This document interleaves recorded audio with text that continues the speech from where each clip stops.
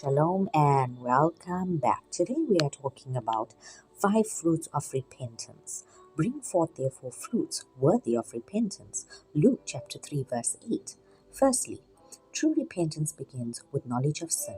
The eyes of the penitent man are open. He sees with dismay and confusion the length and depth of God's holy law and the enormous extent of his own transgressions.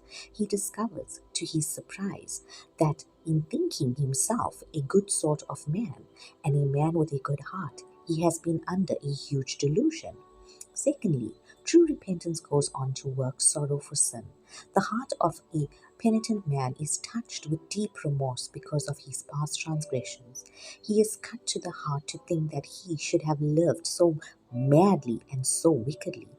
He mourns over time wasted, over talents misspent, over God dishonored, over his own soul injured. The remembrance of these things is grievous to him. Thirdly, true repentance proceeds further to produce confession of sin.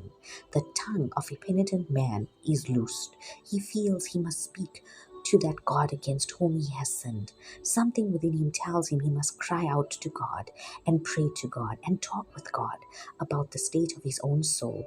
He must pour out his heart and acknowledge his iniquities at the throne of grace.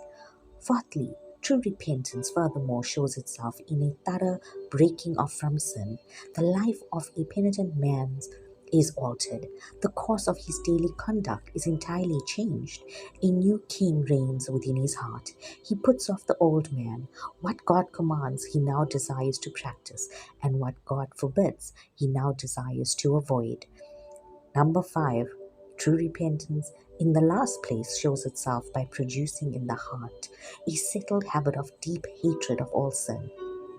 The mind of a penitent man becomes a mind habitually holy.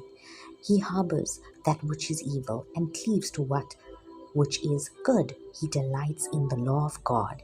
He comes short of his own desires. Not unfrequently, he finds in himself an evil principle warring against the Spirit of God. I do hope this helps. God bless and shalom.